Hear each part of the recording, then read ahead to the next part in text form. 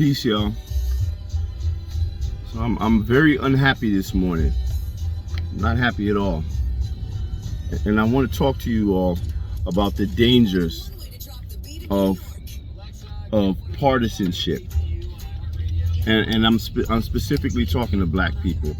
You gotta excuse me, my mouth is a little swollen because I had oral surgery, so you might see that like the upper part of my face is a little swollen, but I was just like, forget it, man, I gotta make this video. So there are problems with us always jumping on bad bandwagons of movements that usually use us as the face of those movements. Now, I live in Brooklyn, New York. I live in East New York, Brooklyn. And if anybody knows anything about what's going on in New York with all of the shootings and the violence, the crime and all of that, you already know what it is. But here's the thing. As black people, we spend so much time caping for, supporting all of these movements that are spearheaded by people outside of our community, that we wind up always making the conditions in our communities worse. Why do I say that? I remember when everybody was talking about the bail reform and how we already understand how the bail system has been very unfair, especially to black people. We know that. But does that mean that we should have damn near eliminated all bail? No. But what happens? People are being arrested and they're being let out within hours. Within hours. There's people shooting, stabbing people. They go into the precinct and they're being let right out within an hour or two. People are breaking into people's properties. They assaulting people, and they're getting a desk appearance ticket. They're getting a ticket, and then they go right back out into the street. Now, whose streets are these people going right back out into? Now, I'm especially angry because we always look at all of this legislation that's supposed to be helpful to us. All of these policies that are passed, they're always very sweeping, very broad, and they're always over the top. Like, and let's even, there's just so many things to even reference. You got the bail reform thing. Okay, there are problems with bail reform. Okay, F it, just get rid of all bail. Okay, we got problems with police. Okay, just totally get rid of all police. Now, do I support the defund police movement? Yes, I do. But I support what it actually means, which is taking some of those resources that is going to like policing and reallocate those resources into programs that will directly mitigate and address the circumstances and conditions that lead to crime in neighborhoods, as opposed to managing a recurrent problem that is being maintained by the system. But no, we want to get rid of all police. We want to do this, that, and the other. So a lot of people that know me, you look at me, you like, yeah, Tony he don't like police. And for the most part,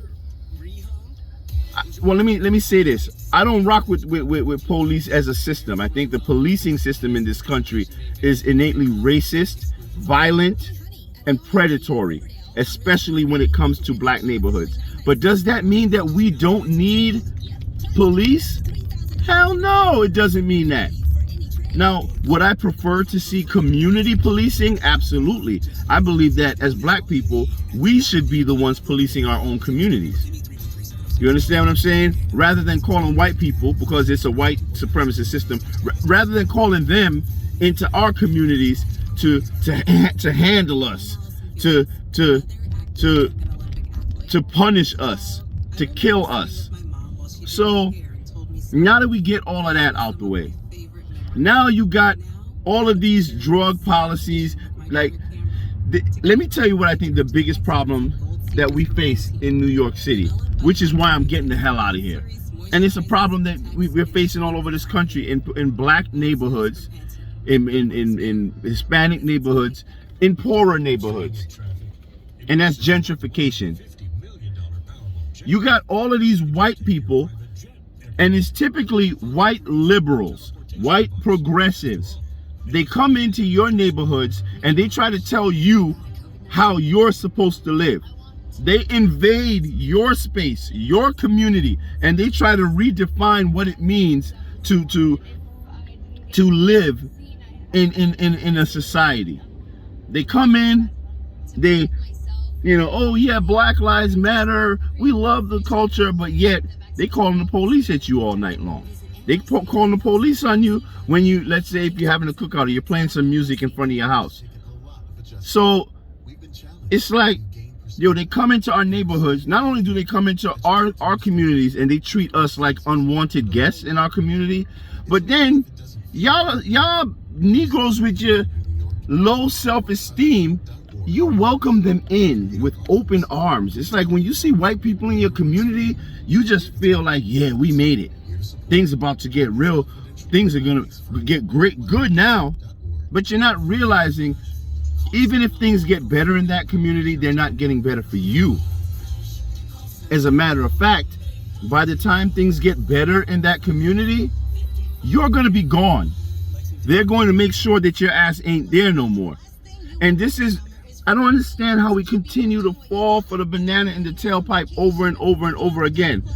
Now, I grew up I'm a 70s baby, so I seen all of it. You know what I mean? I seen the crack era, war on drugs. I seen when we kind of came up out of it, as crime levels were decreased, even though people tried to attribute that to the over policing of our community, which is bullshit, with all this broken windows policing. No. That's not what brought crime down. It's actually the community that brought crime down, as far as the violence interrupters, the people like myself who are out there in the community actually dealing with these young people. And also economic growth is what directly impacts crime. Economic growth. When you get a job, you don't have time to be out in the streets gangbanging or doing whatever it is you're doing. Most of these kids out here, they want to lead productive lives, but they don't see their lives as having any value. And we treat them like they have no value. So guess what? They believe it. And they're gonna do whatever they need to do to feel to create some sense of value for themselves, or power, or respect. And it's usually a twisted idea of respect, or just do whatever they need to do to get a come up, to make money. And if that means dealing drugs in the community, robbing people, whatever it is, that's it. When you pull resources away from people, they still need resources. So they're gonna have to go and get it. They're gonna go and try to get it no matter how it is. Now, why I'm so pissed off this morning is because on my block in East New York, it has always been a model block in the community. And I've been watching things get better, experiencing the conditions of the neighborhood improving for a good amount of years. But now, the more these white liberals come into our communities, they start to dominate the political process, because y'all Negroes don't want to go out and get involved. You don't want to vote. You don't want to show up to any of the community meetings. You don't want to do any of that. Actually, you letting all the old brainwashed Democratic Party brainwashed old people out there go out there and vote and act and do things on your behalf. So, and they're just following behind these white people because they have no damn self-esteem, and black people can't seem to function unless they following white people. So these white folks come up in the neighborhood and they decide to say, you know what? First of all, unfortunately, white liberals, white progressivism, they view black liberation and racial justice through a lens of criminality. Meaning, they actually look at you as criminals. Why do I say that? Because every time we discuss any type of policies that are supposed to help black people, what is the only thing they ever talk about? Crime. Yeah, we know that we're marginalized people when it comes to the criminal justice system. We know all of that. But there are other situations. There are other issues that we're facing as a people. And we know what that situation is. What are the conditions that lead to crime? So what's up with why aren't they fighting for economic empowerment? Why aren't they fighting for reparations? Why aren't they fighting for equal and fair opportunities in education? No, what are they fighting for? I'll tell you what these white liberals fight for when it comes to black people. Drugs. They want you to be able, prostitution, sex, any type of, queer, LGBT, whatever, but it's never through a lens of economic empowerment. So what happens? Let me show you what the fuck happens. This is the shit that happens. This is my block, which used to be one of the nicest areas in this neighborhood in East New York. Look at the street. Look. It looks like the fucking 80s out here. Look. And guess what? Yo, as a matter of fact, and look, I want you to see this. I want you to see this command station right here. You see that police command station right there? I want to show you that, right? All right, let me flip this back around. Hold on. How I'm gonna do this? All right, so that's the police command station, right? So when you see police around, you're supposed to be protected, right? Hell no. These cops are out here. They're sitting out here every day, allegedly, getting information. I don't know what the fuck. They've been out here for like a month already. But guess what? We got mad shootings out here. We got mad stabbings out here. It's a Livonia Avenue in East New York right now. It's a whole stroll. I mean, and when I say a whole stroll, it's a crackhead whole stroll out here. And my thing is, what about the kids?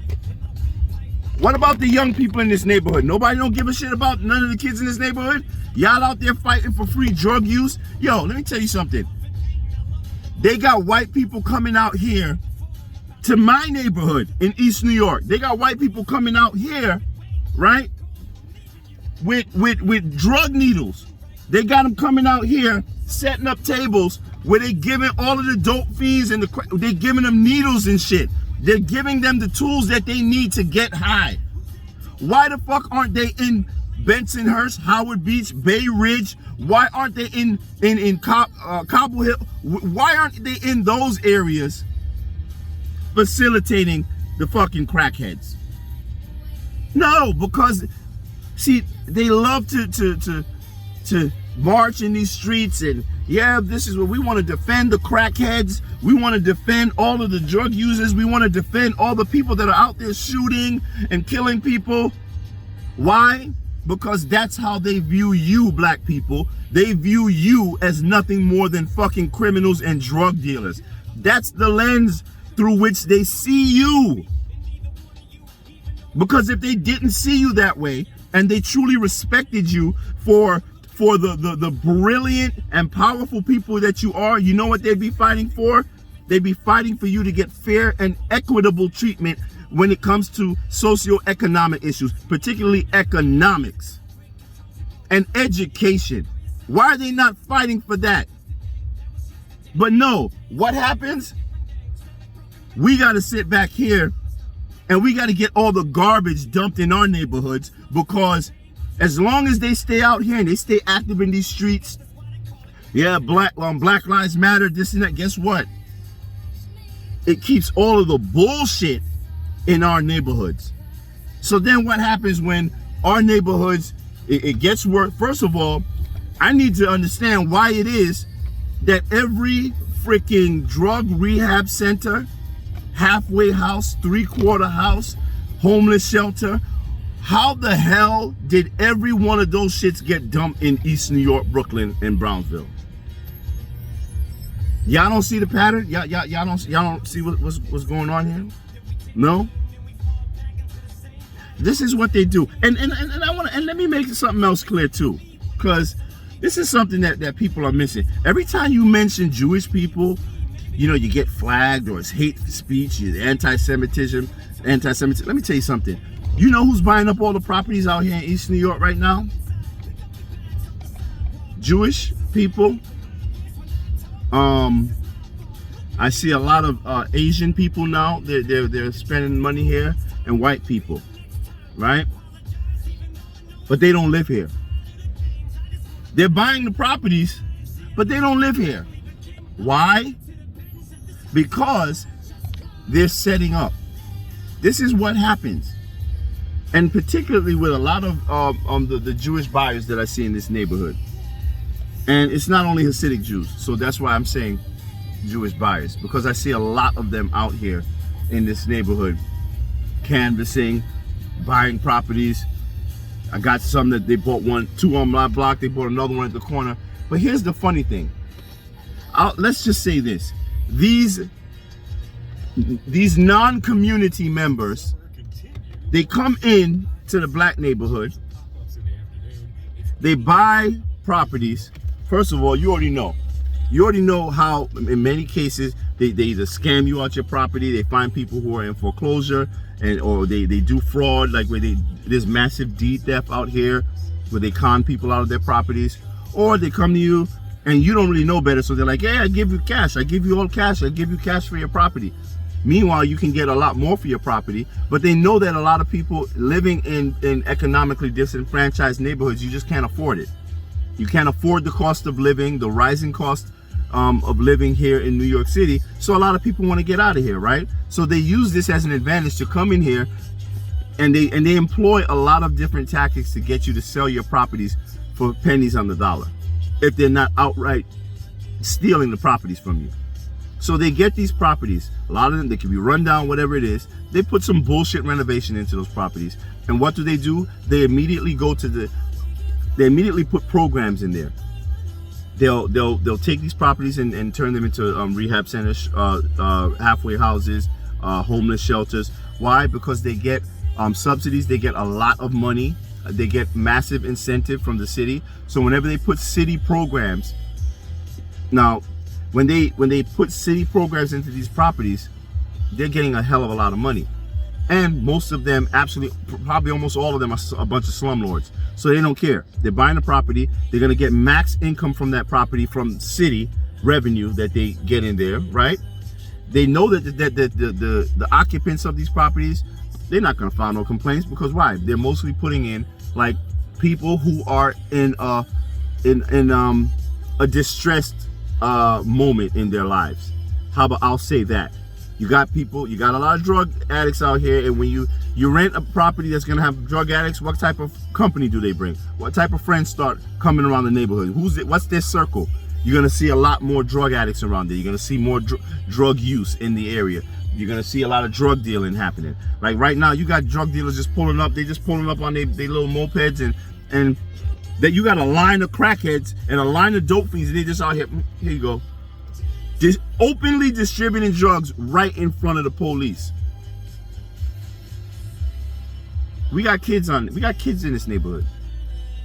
Kids that need to get to the train to go to school. My son is just getting ready to start high school soon. I don't even want him to even walk to the corner. Is this what we signed up for, yo? Everybody's complaining on how the community, everything is getting worse in the community. But you out here marching and protesting with these people who are acting like they care about you, but you don't realize that they're the ones setting you up. So anyway, they buy up the properties, they put the elements in your community that you don't want in your community, which drives the crime rate up in the community, and further devalues the property. It drags down the property value, the market value in the area. And what happens when that happens? They can purchase more properties even cheaper. You can't. You're in trouble. You live here, you're frustrated. You can't take the conditions in this neighborhood, and you just want to get the hell out of here. You want to move down south, you want to do whatever you got to do, and you're gonna feel even more pressure to sell your property. So now you selling that shit for like pennies on the dollar, because you just want to get the hell out of here. So the further they drive the crime rate up and the quality of life down, the property value shrinks. It shrinks. It's getting lower and lower. You get nervous because you know your house is everything. That's your basic index of wealth. So you just want to get the hell out, cash out, get whatever you can, and then get the hell out of the city. So now it's kind of like in the stock market with short sellers. You know, they come in, they borrow the stock, and then they hit you with a whole bunch of FUD and a whole bunch of negative press about an area and make you to make the value of the companies, the stock, go down, and then you panic and you sell and you get the hell out. And then they buy all of it, and now when you out of the way, the value goes back up, right? They do the same thing in our neighborhoods. They're gonna buy up all of the real estate, and whichever one of you Negroes is left, it's time for you to get the hell out of the Dodge, because once they own everything, now they can throw your asses out. You will see heavier police presence because they're gonna get your asses out of this neighborhood, and then you will never be able to live here again because they're gonna replace you. I watched that happen in Bushwick. I watched it happen in Bed-Stuy. And you got a lot of our elected officials that straight up contributed to the shit. You know what I'm saying? So, I had a property. I had a property in Bushwick. I actually own 2 properties on Eldridge Street in Brooklyn, in Bushwick, and they were like 2 doors down from each other. So I bought one house, and I was doing pretty good. I set it up. I had great tenants in there. They were black. They were wonderful tenants. And then I managed to buy the next property like 2 doors down. So now I own 2 on the block. So I'm doing real good. But then I went through a phase when I was like, I'm an investor. So I was like, you know what? I wanted to get the house in the middle so I could have had the whole entire lot. That couldn't happen. So I was like, let me just get up off of one of these properties. Let me sell the one that I have with the rent roll in it, and move on to acquiring more real estate. So I sold the property to a white couple. Now at the time, the block was black. It was black and Hispanic. I think, yeah, there were no white people on the block when I sold that. So I sold it to that first white couple on the block, with the understanding that they were going to keep the tenants and the rental income for a certain amount of time. Right? That was our agreement upon sale. They reached that agreement with the tenants. The rent roll was extremely high, much higher than the rent rolls that you would see during that period of time. We closed on the house. Within a month, they started throwing everybody out of the house. They kicked all my black tenants out, and they replaced them all with white people. Now, if you go back over to that block, I think there are only 2 black households left on that block. So, in a way, I feel like, damn, I inadvertently contributed to gentrification. I thought these people had the right intentions. But, just so you know, one of those properties that still got black people in it, that's my property. Because the tenants that they kicked out of that house, I took them into the other house. So, but I'm saying all of this to say that we got to stop believing that these other groups have your best interest at heart, because they don't. And they literally have a vested interest in your community, the conditions they have a vested interest in your community, in the community conditions getting worse. Because the worse things get for you, the better things get for them. So you have to stop looking at people like they have these wonderful bleeding hearts and they love you. They don't. They don't care about you. We're supposed to care about each other. And we're supposed to work together to do what we need. Stop listening to other people who are telling you what needs to be done to repair your community. We have all of the tools necessary to do that. We don't need these infiltrators to come in and push for these sweeping policies that always impact us the worst. That's what happens. When we allow them into to overrun our political process. And the thing is, most of the shit that you see getting passed that you guys are praising as progressive, that shit is not progressive. All of that shit impacts us. It hurts us the most. Bail reform, and it wasn't just simply bail reform. They modified a lot of policies on arrests, on what arrestable offenses were. You can what is it? It's like sexual exploitation or something with a child, and you getting a ticket. You can sell drugs to a kid and you'll be out. They'll walk you to the station and you just get a ticket. Like when does this shit stop, bro? You know what I'm saying? This is not the Brooklyn I remember. This ain't the East New York I remember. This ain't the New York I remember. In fact, I grew up in the height of the crack era. I grew up in the 80s. And I can honestly say it's worse than anything I've ever seen before. Like, I was like, yeah, this is like the 80s right now. But it's worse. It's worse. Because now where I'm at, I'm afraid to send my son to go outside to take out the garbage. Because I think I'm going to end up doing something to somebody out here. And now I'm going to lose everything because of a bunch of people out here that don't got shit going for them. You know what I mean? So, hold on a second, because I don't want this thing to cut off on me. I got to plug in my charger.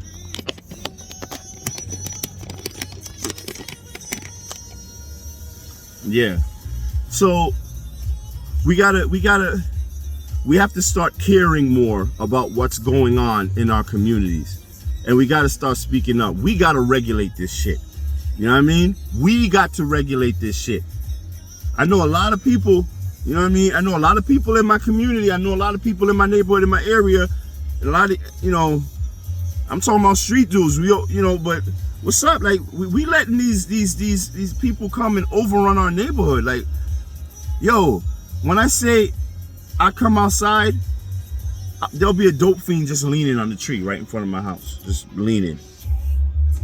Look across the street, there'll be two crackheads fighting. The other day, I came outside and I found a used tampon on my car.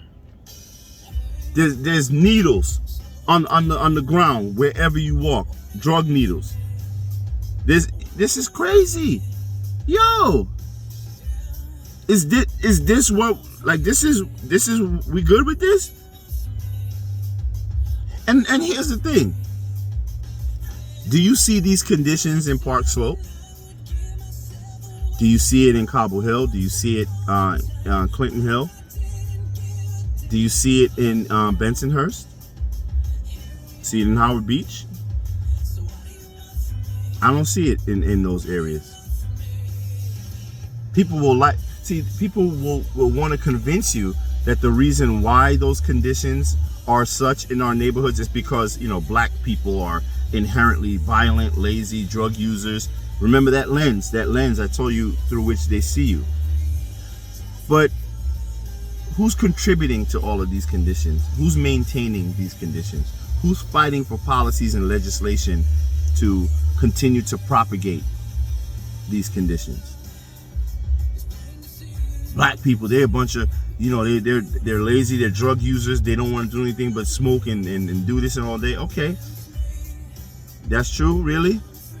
But why are you fighting to put all of the drug rehab centers, all the homeless shelters, all the halfway houses, why are you fighting? Why do you push to keep all of that shit over here then? Why? Because where they're drug users, there's going to be drug dealers, right? Because they want to keep all of the shit in the toilet that is our neighborhoods. They want to it's like you have a house, New York City is the house, right? Black neighborhoods are the bathroom.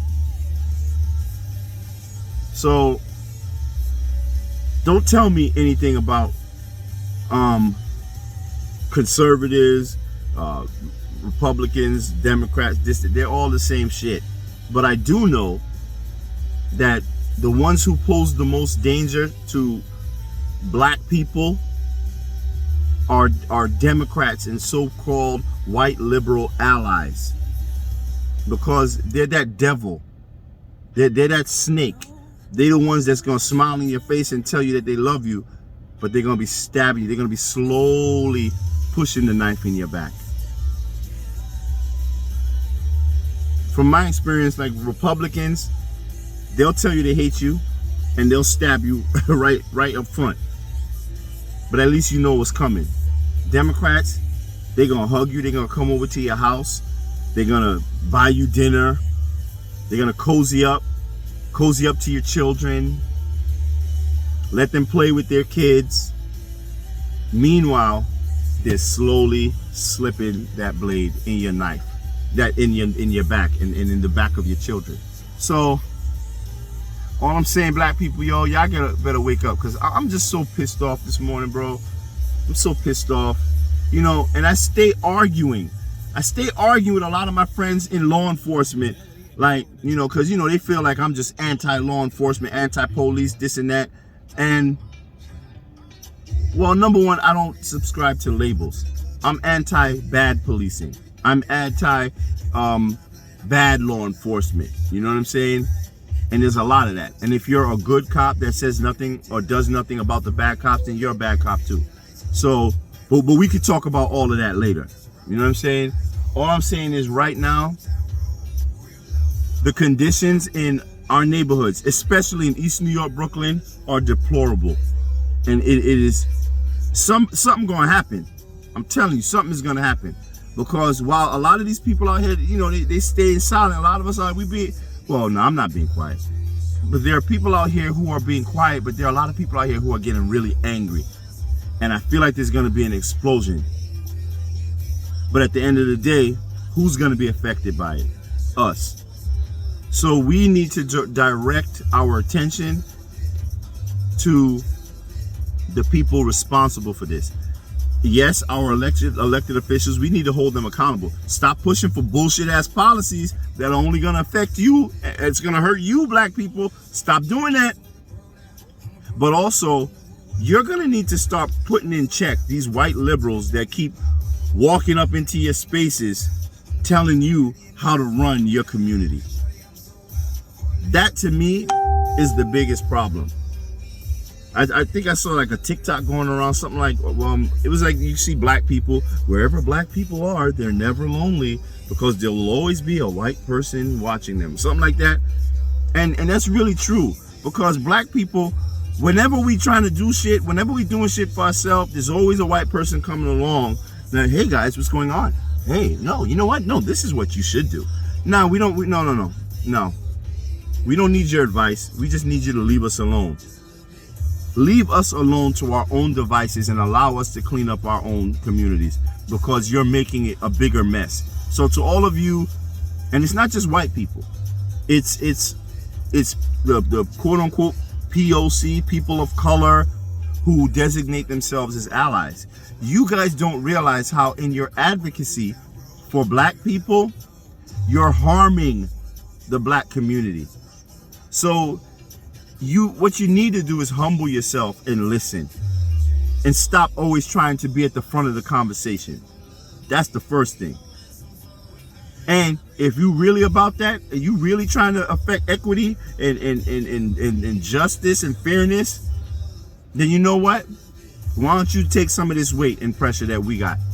Why don't y'all push to say, hey, no. Move some of those prisons and move more of those homeless shelters and rehab centers into our neighborhood. Come on, bring them over here. Let's ease up some of the pressure on those black folk over there. I'd love to see you do that. I'd love to see you say, no, Bray, we need some more black folks in the community to come to our great schools over here. Come on, bring them on. I'd love to see that. Because if you're not fighting for economic empowerment, and you're not fighting for equity, fairness and equity in education and independence for black people, then you're part of the problem, bro. You're a part of the problem. Yeah, it's nice to go out in the street with your Black Lives Matter picket sign, and then you go right back home to your neighborhood and calling the cops in your black neighborhoods. We see you. We see you. Or I'd be standing by while observing the racism of your peers. Bro, at this point, black people, y'all needed to take some time for yourselves and get away from these white allies who keep standing next to you, trying to tell you, trying to dictate the process that leads to your independence and liberation. That's our problem. We don't want to work with each other, but we want to work with everybody else. And that stems from your lack of self-esteem and your need to be accepted by out groups. We don't need them. We just need us. Because at the end of the day, it's just us. And y'all better figure this shit out soon, before it's too late. It's not too late for me, because I already see the writing on the wall. And this last election showed me that too many of you guys out there, you don't care. You don't give a shit. Because some of y'all can say, well, I didn't understand. I mean, the amount of people that I saw who didn't know who was running for mayor, who didn't know who was running for city council, they didn't know who was assembly. Like, y'all didn't know shit. But that tells me also that you didn't care to find out. Why didn't you do your research to go find out? Why did you even show up to vote when you didn't know who the hell was running? And that's not to say that voting is the only solution. In many cases, I think it ain't even really a solution. Depends. But I do know the most impact that you will see from voting is on the local level. And that is where we are least active. You know why Eric Adams won? Because we had a super low turnout. And the majority of y'all that voted for him, black folks, you may not like, y'all voted for him because you were charmed. You didn't vote for him based on any of his policies. But then again, maybe some of y'all did. Maybe some of y'all did. You probably fell for it, because this dude is talking. He's been on a platform pushing, bringing back stop and frisk. And for all you petty people, no, he said stop, question, and frisk. That's what the hell stop and frisk was. It's stop, question, and frisk. That's what it originally was anyway. They just wiped out the question. Nobody cares. You really think that when a cop stops you, it's not going to end up with you getting frisked? So let's stop playing with the semantics. Eric Adams has been, for decades, he's been caping, he's been promoting treating our children like criminals, rather than dealing with the systemic problems that lead to crimes that quite often are out of perceived necessity.